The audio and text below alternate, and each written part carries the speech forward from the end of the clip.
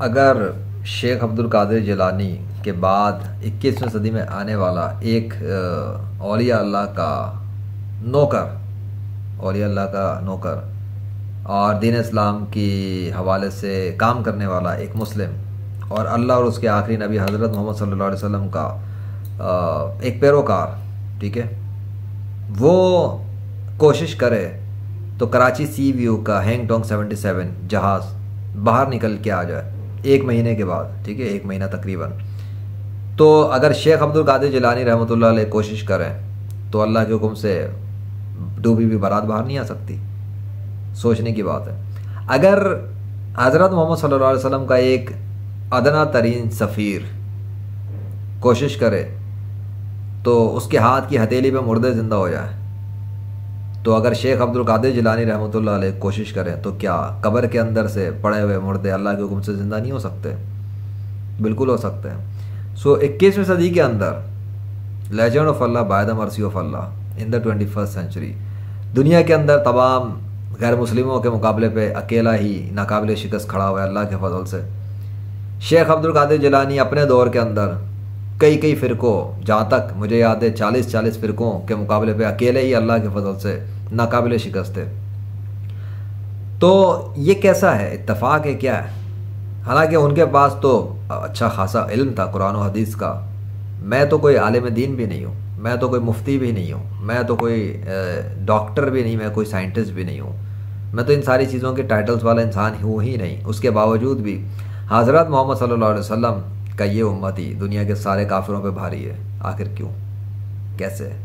کس وجہ سے؟ کون ہے اس کی سپورٹ پر؟ اس کائنات کا بادشاہ جسے کہتے ہیں اللہ واحد القہار. شیخ عبد القادر جیلانی پر بکواس کرنے سے پہلے انسان کو اپنی اوقات دیکھنی چاہیے، انسان کو اپنا لیول دیکھنا چاہیے. خالی کتابیں چاٹ لینے سے حقیقت سمجھ میں نہیں آتی جب تک کتاب کا پریکٹیکل نہ کیا جائے. قرآن اللہ کا کلام ہے. اس قرآن کے اندر اللہ نے بڑی باتیں بتائی ہیں، بڑے قصے سنائے، بڑی دعوے کیے ہیں اپنی قدرت کے. وہ اپنے بندوں کی کیسے مدد کرتا ہے، وہ کس طرح سے عجیب و غریب قسم کے معاملات کرتا ہے، وہ کیسے عجیب و غریب بندوں سے ملوا دیتا ہے، وہ کیسے مردوں کو زندہ کر کے دکھاتا ہے، وہ کیسے پہاڑ سے اونٹنی نکالتا ہے، وہ کیسے آگ میں بے اثر کرتا ہے. بہت کچھ اس نے کیا ہے.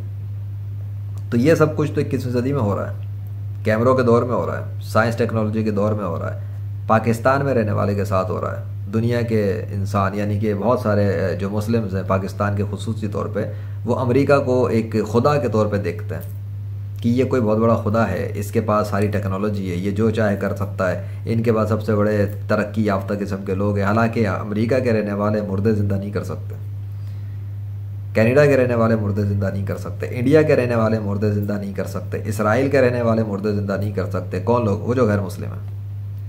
لیکن پاکستان میں رہنے والے 1 نہیں 2 نہیں پتہ نہیں کتنے ہیں جو چھپے ہوئے ہیں، وہ بھی اگر کوشش کریں تو اللہ کے حکم سے مردے زندہ کر سکتے ہیں. ایسے مسلم پاکستان میں ملیں گے. کیوں ملیں گے؟ کیونکہ یہ بڑا ایک خاص قسم کا ملک ہے جو میں سمجھتا ہوں. اس ملک کے اندر بہت خاص قسم کے بندے ہیں اللہ کے.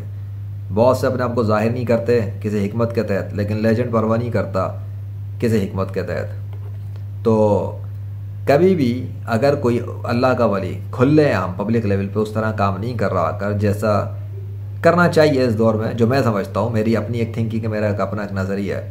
سو اس کا یہ مطلب نہیں کہ اس بات کا انکار کر دیا جائے کہ کوئی اللہ کا ولی موجود ہی نہیں ہے. موجود ہیں، آج بھی موجود ہیں، ایسے موجود ہیں کہ انسانوں کی سوچ ہے. لیکن میں کیوں پبلک لیول پہ کام کر رہا ہوں؟ میں نے جو کچھ کیا ہے، میں ہوں 21ویں صدی میں ہوں ٹیکنالوجی کو جاننے والا، میں ہوں گیمنگ کرنے والا. اللہ نے مجھے نکال کے اس فیلڈ میں بٹھایا، کام کروایا اور مجھے گیمر بنایا، 21ویں صدی کا لیجنڈری گیمر بنایا. اور میں آسرا نہیں کرتا جب اللہ کے لیے کام کر رہا ہوں، دین اسلام کی سچائی پہ کھڑا ہوں، روحانی تلواریں نکالی ہوئی ہیں. تو مجھے کوئی پرواہ ہی نہیں ہے دنیا کا کون سا منافق، کون سا کافر، مشرک، مرتد، ملحد کیا سوچتا ہے میرے بارے میں. میری جوتی کو پرواہ نہیں.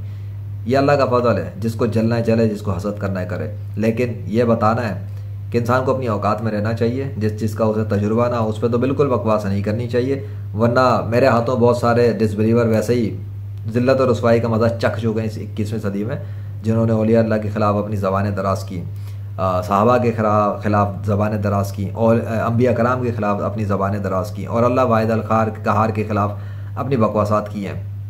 ان کو زمین کی خاک میں چڑھا چکا ہوں اور چٹاتا رہوں گا جب تک اللہ چاہے گا، اس کی مشیت کے تحت جو کچھ ہوتا رہے گا۔